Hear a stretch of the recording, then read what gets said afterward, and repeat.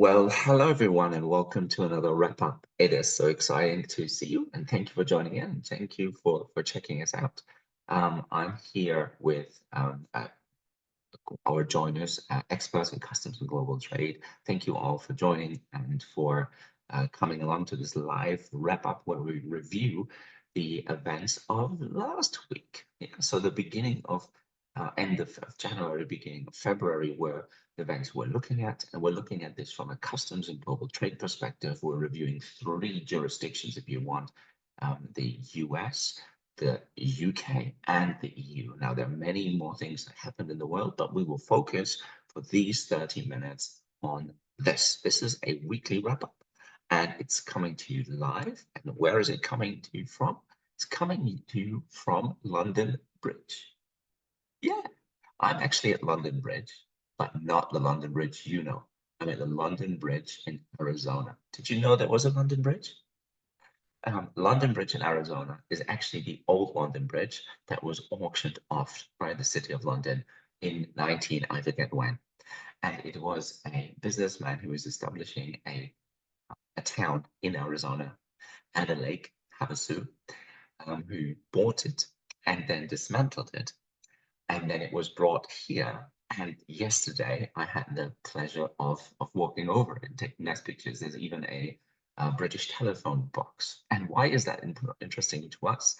It's because the customs declaration that was made to import that bridge was very interesting because it is an unassembled bridge because it was brick by brick. It was sent to the US. So the question was, is it a bridge that you import or is it pieces of stone that you import, right? So there we go to GIR, to and all of these parts. And I just thought this hilarious. And there's even an article, if you Google it, about the customs declaration being the largest customs declaration in terms of product, in terms of ton, in the world. And how do you even classify a bridge? I'm sure there are very interesting discussions to be had. So we'll put that in a blog entry later on. So anyway, I just thought I'd share this with you. London Bridge in Arizona. Anyway, let's get on. I think that this is a weekly wrap up. So this reviews the changes in customs, export controls, and sanctions. It's a weekly online call. It's live, and it reviews our two standard publications, the Customs Manager and the Export Control and Sanctions Manager. It's free for everyone to attend. There's a registration that you need to go through. It's very quick, and it's on www.customsmanager.org/events. And then you can get the these slides mailed to you if you subscribe or if you leave your email address at customsmanager.info, I'll send it out after the event. It happens every Friday, noon UK time or 1 Brussels time, and that's 7 a.m. Eastern time, and that's 4 a.m. Pacific time. How do you get into it? Well, you go here to the website, and then you select the weekly wrap up, and then you sign up, and that's it. You can review these editions. We started on the 19th of January, and there are 3 editions for you to review, and they're all on YouTube. And the link is here. You can just click it as soon as you get the slides, just click it, and that's it. And today we're coming to you from London Bridge, as I said, the 9th of February. And then there's a lunch and learn right after this, and is the opportunity for us to select one topic and deep dive into it. And all the details on how you can sign up are here. And we started this also on the 9th of January. You can see here what the 30 minutes learning sessions that we have. We've recorded them. We put them all on the website as well for you to download. And today we're going to talk about CDS exports, which if you're in the UK, you know that this is a big change that's happening. We're moving to the final stage of CDS updates or customs declaration updates. That's the lodging customs declaration under CDS. So we're going to spend 30 minutes to review the key points that you need to remember. And then next week, we're going to get into the sanctions territory. So we're going to start with Russia's war in Ukraine as we're approaching the 2-year sad anniversary of this event. And that's going to be an overview of EU and US sanctions and due diligence tips. And then the following week, we'll just focus on the UK because there's quite a lot to discover there. And then we're going to talk about the customs code and so on and so on. And if you can't make it, then you're free to watch it on demand. You can see it here. Our agenda for today is always the same. We're going to look at the Customs Manager magazine first, then the Export Control Sanction Manager next, then what's coming up next week, and then we're going to look at events and trainings. So let's go. If you want to review the highlights of what we published last week, then that you can always do by going to www.customsmanager.info. Then you scroll down and you see the latest publication highlights. And these are the things, the 3 articles that we've selected that we think you need to really read and you really need to know about. Whether you're subscribed to our paid plan or not, these are free for you to access to read. They give you an idea of how we process content and how we write, and see if that works for you. And then this is kind of, a free for all, so to speak, to get an idea of what it is. Not always free. Sometimes there's a paywall, but in most cases you will be able to access this. And then this week we looked at the EU security package, mainly regarding foreign direct investment, inward and outward investment, but also export controls, the new rules for Northern Ireland. Obviously, that came into force just recently, so they're a bit complex if you haven't dealt with them before. So you need to understand what they are, and we've written this down for you. So you don't need to do a lot of research on it because everything's in there because we've researched it for you. And then there's a new EU forced labor law report. That's still not law yet, but it's coming. It's on the horizon. So we need to understand how this works. And so we want to highlight and raise your awareness on that. What are the highlights that we have produced from last week? So as you know, if you want to read the Customs Manager magazine, that's free for everybody to access. You go to this website and this is where you can find it. And more information about the Customs Manager. Well, here you already know that we have Customs Day celebrations. So I just wanted to make sure that you're aware of that and you want to look at that whenever you want. It's all online. We had a great session talking about why it's important to celebrate International Customs Day. And I've already mentioned that as well. I'd like you to focus your attention more on the MC13. The business forum is now closed. You can't register for that anymore. But you will be able to join us because we're going to have a WTO ministerial update every day from the 26th to the 29th of February. And that's going to give you a 30-minute review of what occurred in Abu Dhabi for the MC13. And you can sign up to that on www.customsmanager.org. And for every day, there's a 30-minute debrief. You register and you can join that session. It's really quick. And we might have guest speakers as well. European Union updates. So CBAM is the first one. Here we have new updates to default values. So you want to check those out. There's a new Excel sheet that's come out. And of course, there's a Q&A that was prepared, updated, I should say. And you can download them with the link that I've provided here. So this is both underlined. And if you want to know of all our publications on CBAM, then you can find here the link, and that lists you with everything we've published on CBAM ever. This is sector-specific information. If you're in cement, if you're in aluminium, if you're in whatever. This is links to recordings of trainings we've made, downloads of guidances for installation operators, but also for importers of this. And of course, all the information about the report and how you're going to do the CBAM report and the delays that have now been. Don't forget, we're always very interested in classification. Now, classification is interesting for several points. Number one, if you have clients or you are working in one of these sectors. So if you're in tea, for example, you should be really interested in this today. Or if you work in vehicles, then that's something for you to look at.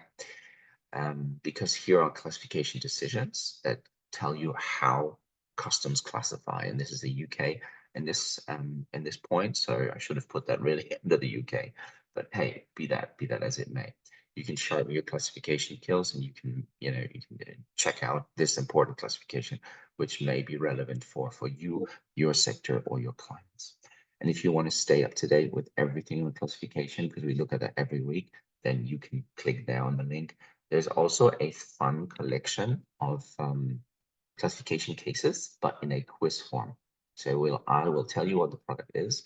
We'll ask you to classify it according to the GAR, and then we'll give you the solution, and we'll see if that matches, right? So there you can really train and use that for your team as well.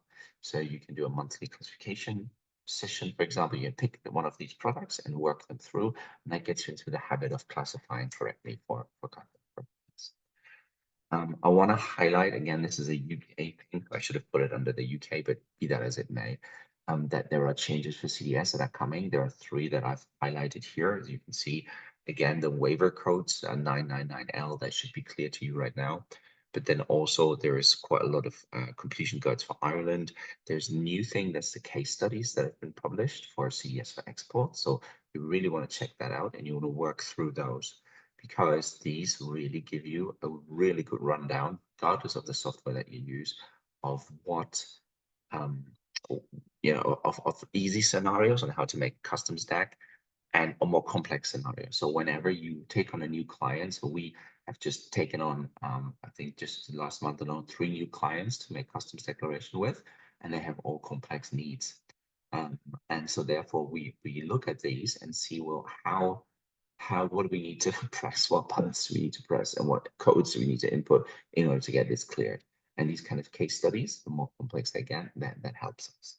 There's also a alternative arrangement for CDS for exports. Do check that out. And if you need training on CDS for exports, then yeah, we're always there for you. We have some trainings on the website, and you can just book that online. I want to focus a moment on ESG, so environmental, social, and corporate governance. And again, I'm all over the place. I've said we're going to talk about UK here and US there, but actually I'm mixing and matching everything. So please don't hold that against me. The EU has, as I said already in the beginning, started with the legislative process of agreeing an EU law for forced labor. And anybody who followed that with the CBP and the US law on this, the UFLPA, knows how complicated it is to show due diligence. Now, I'm not saying one is the same as the other, but I'm saying you've got to be aware of how the US does it, so you can get an indication of how we're going to prove compliance with forced labor provisions, and how do we check supply chains internationally. And if you think CBAM was difficult, well, then you can imagine that we are more and more going to look into supply chains, and that's going to cause a significant impact for EU businesses that need to deal with that. And so again, we look towards the US and see how they've implemented their regulation. And again, you can reach out to me for more information. And of course, as David mentioned last week, now we've all seen it, we've confirmed it, looked at it, the BVI has been published, the binding valuation information, that's now de facto law. And so now we need to deal with it and see if this is a tool that we can use for customs valuation purposes. We discussed it last week already, and we've said, well, how useful is that really? But you can find out more in our briefing. So we've spent time looking at the legislation, explaining what binding valuation information is, or what valuation is, what it serves, how to apply for it, and how to evaluate whether that's useful. So you can always check that out here. So I've said I'm going to move to the United Kingdom next, but I've already partly been into it. So I'm just going to do that. And here, the one thing I want to highlight is sometimes the news, the updates come in a quite difficult form, and they are not easily digestible or findable. The one thing I found difficult with the UK is that the details of how a duty suspension applies, or when goods are exempted from customs duty, or when a tariff, well, a tariff is pretty easy, but this is all found in statutory instruments or documents that relate to the statutory instruments, so that have the value of the law, but they, you need to dig further and further in the SIs and the UK Gov website to find them. So one of the things now we help you is we just give you the link right away.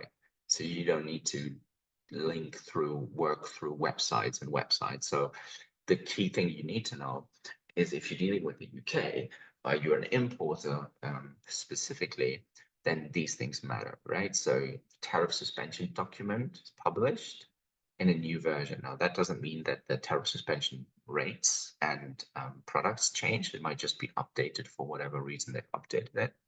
You can look at that here and see and compare it and see if your products that you're concerned with are still in there, or if they've been updated for the next version.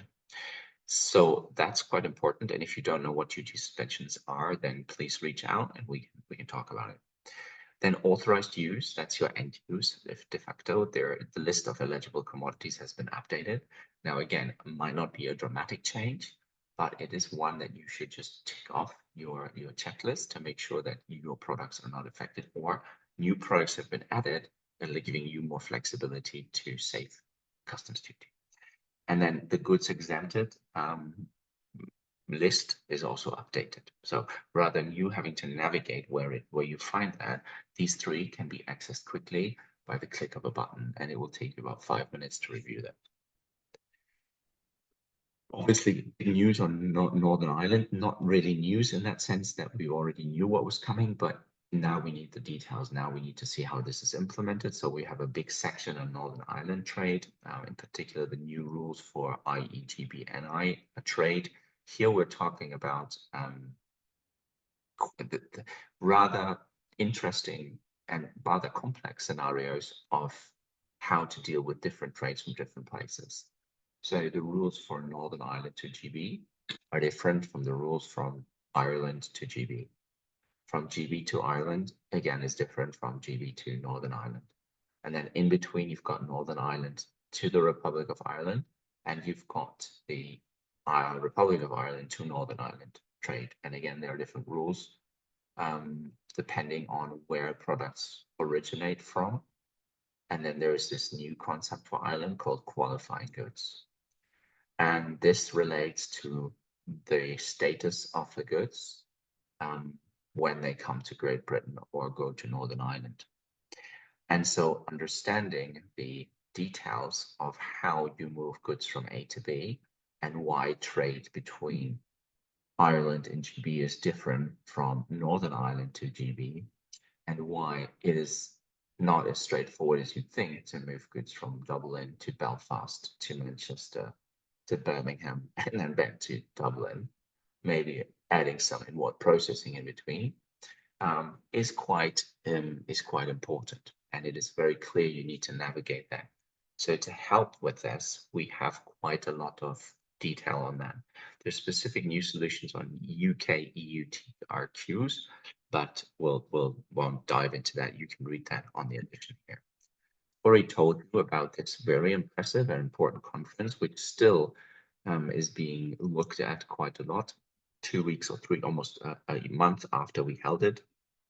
If you're into the veterinary border, if you deal with live animals, animal products, germinal products, products of non-animal origin but have high risk, plants, plant products, etc., then you need to watch this. It's online, it's 4 hours long, it's 3 hours long, sorry, 3 hours long, and it goes into a lot of detail of things that you need to be doing to deal with the new veterinary border controls. There's a lot of other updates as well that happened, so you need to check out the customs manager on that.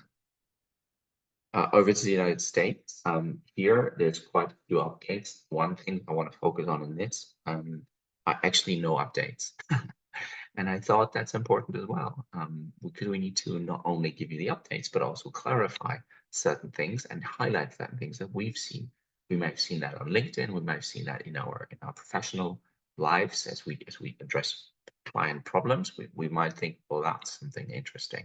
So today, there's always a question we get about Incoterms 2020. So we wanted to add a section, an article that you can read on understanding COV and CIF Incoterms and the difference between them. Again, not necessarily an update, but still something that we should add to these magazines so that it enhances your learning.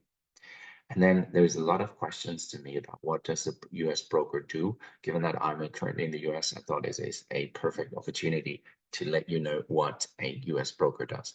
And I've also seen interesting articles on LinkedIn about this. So this prompted our idea to give you more information on what US broker does. And don't forget the UK is also thinking about introducing voluntary standards. So that's always something to think about.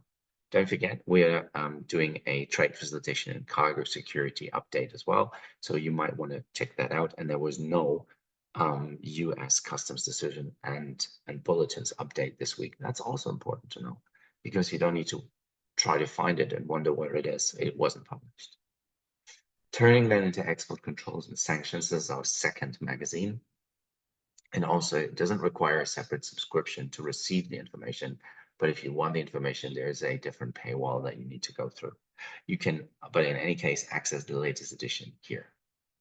So what happens? So if you want to get the latest update on that, then here is the link as well. So what would I highlight? Well, the first thing to highlight is that we're talking about not only export control sanctions, but also due diligence and AML. And we're building that content as we grow, as we grow our knowledge, because it doesn't come necessarily natural to us. Due diligence does, AML less so, because my focus, for example, was always on export controls and sanctions. But I understand that the readership demands it, wants it, and thinks this is equally important. So we need to add it. So it's added to this magazine, so you can look at it. Customs manager is there, export control manager is there. So what is there to highlight? Well, let me just see. I must have, yeah, so it got a little bit crazy, but hey, so that's okay. So what's there to highlight? Well, the first thing to highlight in export controls and sanctions is our webinar. You should definitely join us. It's now not long to go. It's on the 23rd of February, and it is a 1-hour event where we're going to be looking at navigating EU UK sanctions. We're going to review the sanctions packages that have happened, and we're hoping, fingers crossed, to have an expert in customs and sanctions to join us to talk about what their experience was, so you get a different view. So definitely check that out. It's free to record, free to register, and I'd invite you to just come along. It is it's important that we understand sanctions as well. Then the highlights that I picked out, they come from the US predominantly. One of them is about enhancing your self-voluntary process. So this is really important for you to reduce any issues that you may be facing if you realize that there is an issue that needs reporting. So that's quite a complicated read. So you might want to check that out in detail. Not that you may need it, but hey, it's always good to know what to do in case you do need to go down that road. I want to make sure you see that there were 4 Chinese nationals that have been indicted for exporting US origin electronic components to Iran. And that just shows you what?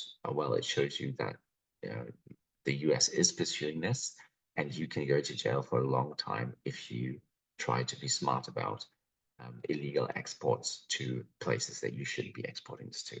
And these case studies, they hammer down the point how important compliance really is, especially when you're dealing with export controls. There are updates on FAQs for ITAR that I don't want to bore you with right now. Turning to the EU new economic security package, we have looked at this more, spent more time on it. So last week we did a relative quick update on the white paper on export controls. This week we took our time to look at all the 5 elements that make up the new economic security package. And it's all about building resilience in the wake of global tension and countries using their economic power or tools to not to the favor of the EU. So in order to be able to counteract that, we have this new strengthening of economic policy. So do check it out. It's free for all to read. That's really interesting as well.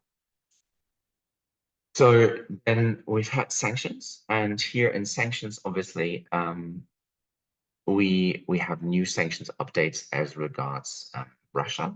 But the 2 things that I just want to highlight are the Rio Tinto case. So that's not to do with EU, US, or UK, but it actually has to do with the US, Australian Federal Court.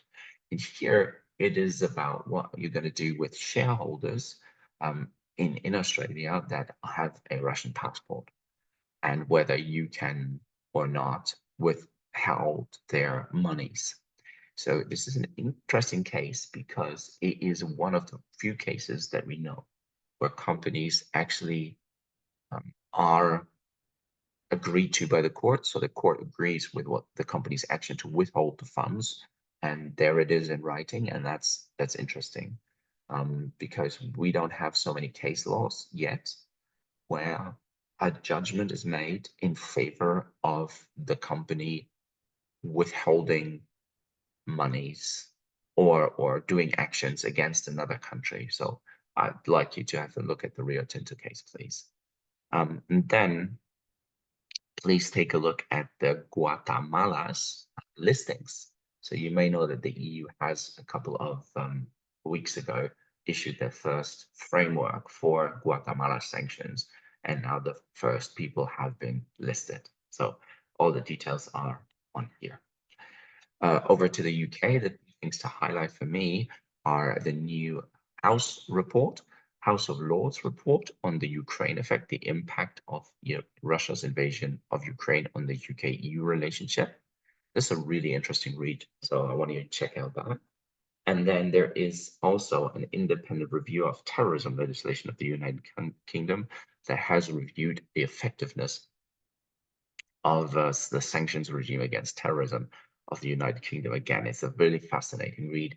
And again, if you want the details, you can just download it right here. That is the update. I wanted to bring your attention to events that are really important. One I've already mentioned, but the other one I haven't. On the 9th of March, and that is the 8th of March, actually, I think, is International Women's Day. It's the Friday, the first, I think it's the second Friday of the month. And this is where we will be holding our weekly wrap up. We'll be expanding that to an hour, and we will be dedicating it to International Women's Day. And so, if you are a woman or you know of a woman that should definitely be there, we're going to celebrate women's career in customs and global trade. So what does it mean? Well, it means that we're not going to talk about policy. We're going to talk about the positive impact and the important impact that women make in the area of customs and global trade. And we're going to listen to success stories of how women made a successful career in customs and global trade. So if you want to contribute to that, please reach out, and we'd love to hear from you. It's info@customsmanagement.org. Well, the timings for next week I've already mentioned. That will be Monday for the 6 a.m. update for the customs manager. And then on Wednesday, we're going to have the export control and sanctions manager for 6 a.m. Although that varies a little bit depending on how we get through with the news. Sometimes news come just before we want to publish, and then we add them as well. So that delays it a little bit. And then the weekly wrap up is Fridays at 11, and the recording is up later that day. And don't forget the key events. So please mark in your calendar 26th to the 29th of February 2024 at 4 p.m. UK time is when we hold our briefings. So what are these briefings? You can register for them now. What they do is they give you a 30-minute quick update on what happened at the ministerial and why it matters. So it gives you a bit of more insights into what otherwise might be, a closed shop event. You can listen to that from the comfort of your home. We're currently working on guest speakers, and that means I don't have to blabber on all the time, but we have people that can actually put that into perspective and tell us, what does this mean? It's 30 minutes, it's quick, it's from the 26th to the 29th, it's every day. We're going to look at what happened. And given that they're in Abu Dhabi, so they're like 5 hours ahead, that means we get the results of what happened already then. Don't forget their webinars, trainings, courses, education, everything live on customsplanner.org events, and then everything on demand goes into the shop part. And I'd love you to connect on socials. The website's here, the X is here, the YouTube's here, the LinkedIn. And don't forget, if you haven't subscribed to receive emails from updates from us, then this is the link that you should go for. Well, that is the rundown for this week. I've slightly run over, but I hope that's okay. So let's have a look and see who we've got in the chat and who would like to have a go. What about you, David? Do you have a thought on what you've heard? And if you want, you're free to put on your video if you want. You don't have to. Oh, sure. Yeah, okay. No, again, well done, Arne. That's a tour de force once again. It's an incredible amount of information that you're imparting. My problem is getting the time to read all of this stuff, but I'm really interested in all of it. It's great to have it condensed into kind of a manageable bite size. So thank you very much. This is a very valuable half an hour in our week. Thank you, of course. And I understand that, that already is in a way a summary. What I'm doing is already a summary to the key for what I do is I look at this and go, okay, what matters to my clients or what matters to my company, right? And that's the idea. So you don't have to read all of the details. You just pick the ones that say, well, this is very particular to Mm. my situation. That why are we listing everything like we do is because we want to let you know that that happened, but we give it to you at high level so that you are aware that you've monitored everything. It's like you monitoring yourself, but you would Yeah, naturally skip the parts that are not relevant to you. And of that's the course. point. The point is you see on input what happened, not relevant for me. I move on to the next one. And that way you have a holistic scanning of the whole thing. And it shouldn't take you longer than maybe 10 minutes. And you find something, so example, the sanctions part, or the Northern Ireland part, obviously. And Yeah, this is where you do need to deep dive because it really directly affects your customers, your clients, your partners. And that's where you can then focus. So the idea is you have a high level bird eye view of everything that happened yeah, and yeah, also what not happened, right? Because I said before, equally important what didn't change. Then you zoom in on the ones that matter to you. But yeah, yeah. it's No, really it's really good. Thank you, Arne. Of Really. course, my pleasure. Good. Marie, are you with us as well? Do you wanna say something?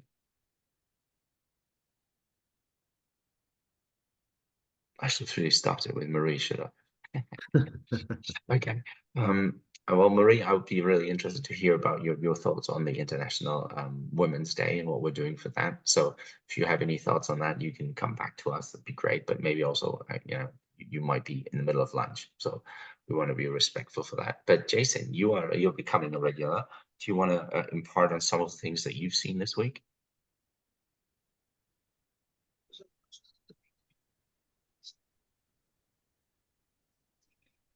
Yeah, we might not have a connection here, huh?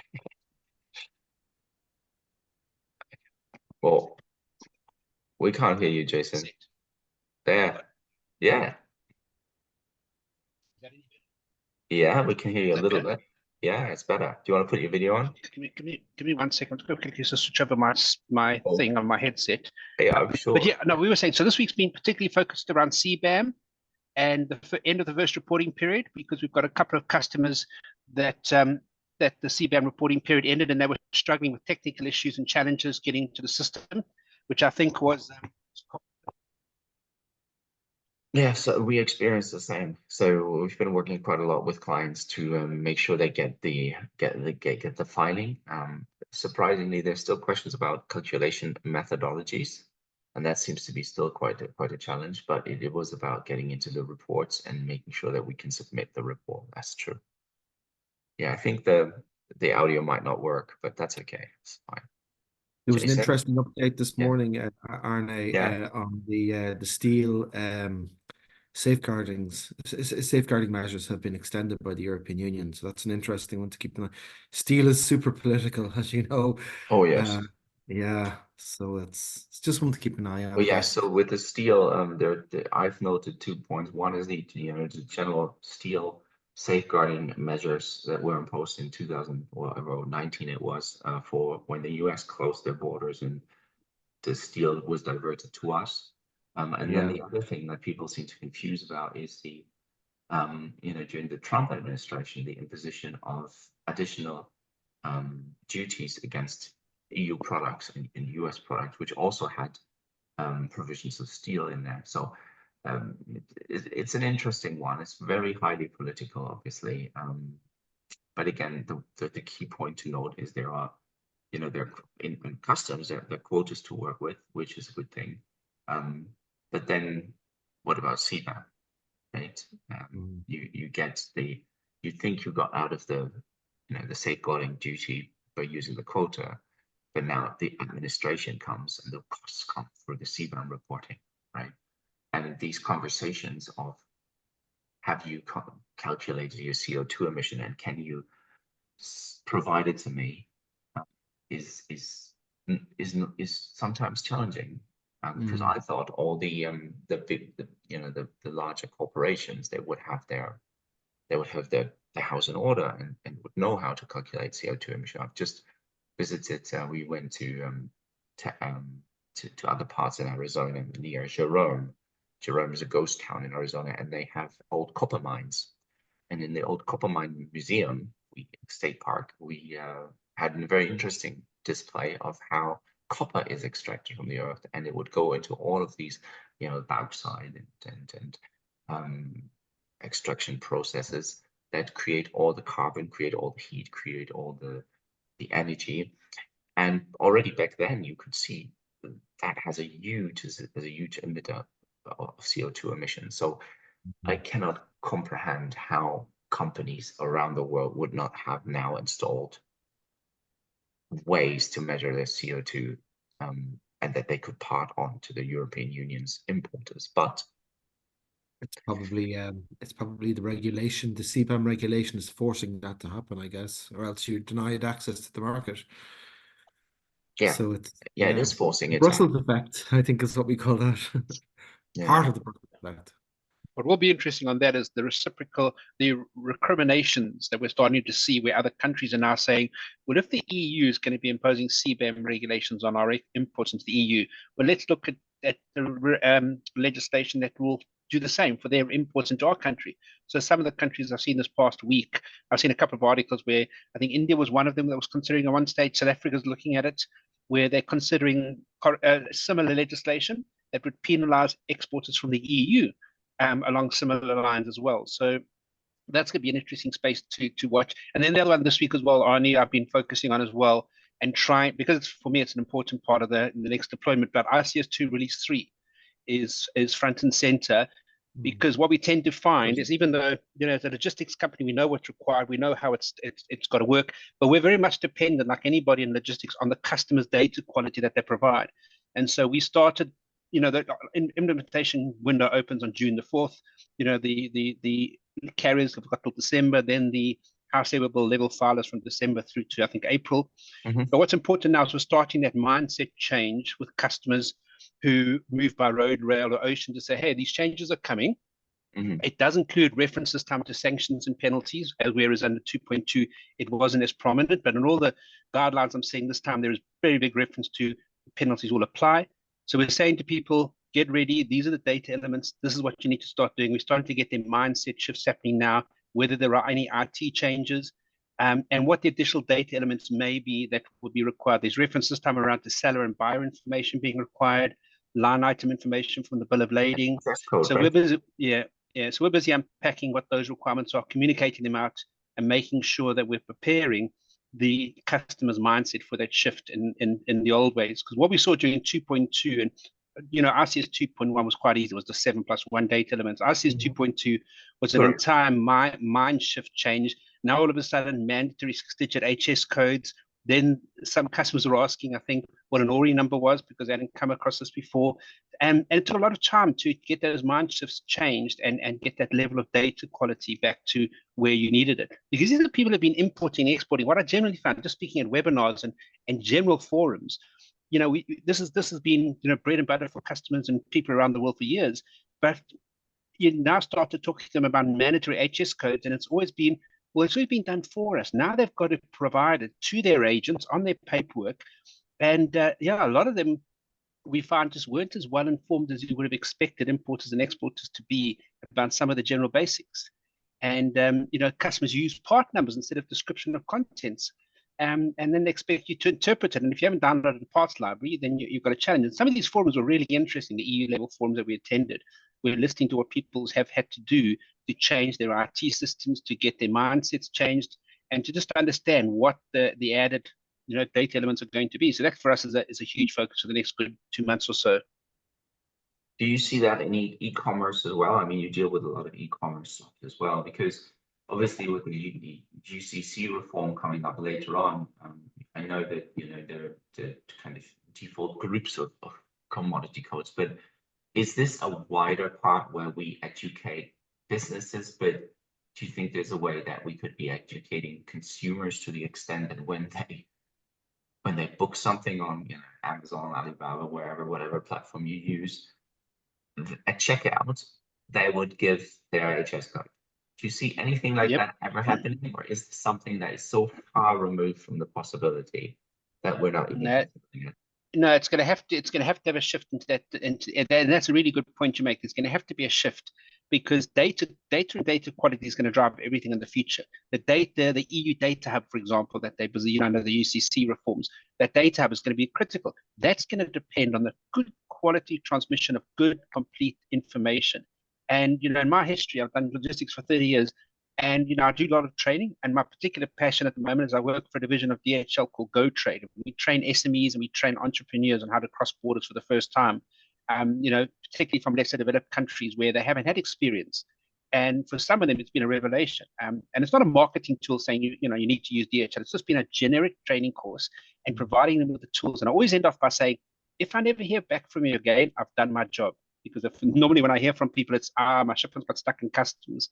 But yeah, data quality is going to be critical. I think the e-commerce is going to be a vital part of the landscape indefinitely. And I think they need to be looking at how to make the information and the data that's being provided easier for consumers, to educate consumers what's required. So one of the examples that DHL Express have done as an example, and again, I'm not trying to punt my own company, but what we did to try and get the consumers to cooperate was when you go into any, and I assume the other courier companies did as well, but anybody's got electronic shipping tools. Most couriers and logistics will organize and offer logistics tools online. And what you can do is you can successfully put certain blocks on the system that says, if you don't provide this information, you can't progress your shipment. You can't print the airway bill, or you can't produce the commercial invoice until you provide it. The other thing we did as well was we created flags in the system that said, if you're going to use a descriptive term that is not acceptable by the EU authorities, your shipment's going to be, it's going to raise a flag. So if a customer says spare parts, accessories, gifts, or samples, the system will pop up a message saying this description is not acceptable for clearance and ICS2 filing purposes. And so we've done an educational campaign, but certainly I think the e-commerce community, if they found a way in their checkout page to say to the customer, these are the essential data requirements we're going to need from you, please ensure they're given, otherwise you will get delays, you will experience issues, and we will not be responsible if you happen to incur a regulatory penalty. So yeah, I think you're absolutely spot on. I think if we can try and look at that as a topic maybe in the future, as to how we work with e-commerce service providers to get that information from their customers. I worked very closely with an e-commerce customer once a number of years ago where they did exactly that. They said to me, tell me what you want from our consumers when they import into the destination country, and we will make sure that they provide it at checkout. And they created some systems that worked really well. But it was the exception rather than the norm. Most of the time, when you book on e-commerce, and I'm a firm online shopper, it just asks for basic details. It doesn't ask for anything unbelievably different. So yeah, so it's going to be an interesting development, especially with ICS 2.3 now coming. And there's a lot of road traffic, for example, between the EU, UK into Ireland. So yeah, so it's going to be interesting to see how that develops and how customers and consumers change their data standards and start understanding what's expected and what the requirements are. Okay, final words on this, because I'm looking at the time, and you guys need to get back to work and to have a weekend, and I need to fly back to Europe as well. So, David, do you have any thoughts on what you've heard with Jason? I mean, how can you imagine that your Irish colleagues or your Irish fellow men are eager to put HS codes into masks, online shopping masks? I mean, for me, for example, we file customs declaration all the time. I look at my team and I see, make sure the HS code is correct. And then they say, well, how can we? We just go with what the client tells us. I'm like, well, there's another conversation to be had. So do you see HS codes to be a key part of compliance that everybody gets right and will get right in the future? Is data quality in Ireland good? No, the data quality wouldn't be great at all. To be quite, I don't think I've ever seen a set of data that has been correct. I come from a classification background, yeah, no, I think educating our clients is probably one of our biggest challenges. Telling them that they need us, that they need to take compliance a bit more seriously. When they get the letter from our revenue services telling them that they've been selected for note, it's a little bit too late then. There's only so much we can do for them at that stage. you know, it's the old adage that prevention is better than cure, but it's very hard to sell that to somebody who's never been audited before, you know. Yeah, but data quality is a huge issue, and I have to say, Jason, thank you so much. That was an education for me. What you just shared there, and that new system coming, the ICS2, is it the I ICS2 release 3, yeah. yeah, that's an education. I'm going to look into that now because I think that it could be an area that we might be a little bit more active in. I'm not sure we will ever compete with yourselves in DHL, but we have to be like, I mean, the whole world is edging towards digital e-commerce. So I think we have to be a little bit more mindful about the rules and regulations that go along with that. Well, one of Yeah, the things that you guys can do, you can look at our briefing that we have on Customs Manager info, because there is a great briefing. I was just going to dig it out and send you the link. But I might put that into the email later on. Excellent. So on ICS, we have a extensive briefing that is good enough for anyone to look at and get the gist of what it is about, and also download technical sheets from the EU Commission. It's not that there's any magic. So for Jason, it will be second to none because he's deep into the details. But for everybody who needs a really good overview and understand what's required, so that when Jason calls, you're aware, right? So rather than saying, "Oh, what's ICS2 or release 3? Never heard of it," having our source, our report, is going to give you that information to come into a conversation with Jason more insightfully, more intelligently than if you've never heard and you need Jason to explain everything to you. Excellent. Well, thank you both very much. That was really useful hour of my time. So thank I'll you put very that in the link down below. When I post this, I'll put a link in, so watch out for that, and then you can click on it to Excellent. read the report. And apologies on my part, Arne. I had to step away to take a call there for about 20 minutes. So it sounds like I missed a good conversation there. Yeah, no, good. It was important race. Yeah. It's a really, these sessions for me are really insightful because I get to speak to people like you, and what I've always said is these wrap-ups, they serve the purpose of animating the debate and showing, you know, what I see, and then you guys tell us what you guys see in the market. So Marie, if you have anything that you want to share, that how your week's been and what you've kind of picked up over the week, then we'd love to hear it, obviously. Yeah. And the final point was on the International Women's Day. What your thoughts are on, you know, promoting women in customs and global trade, and then a successful career in it, if you want to talk about Something to think about anyway. And I think even the question you posed to David there about the classifications and stuff, and like everything starts with the correct classification, because my main area of expertise is around sanitary and phytosanitary requirements. And like if you've got the target classification wrong, everything else that flows is wrong. You could have incorrect customs duties, incorrectly identified SPS requirements. You know, it's just this domino knock-on effect.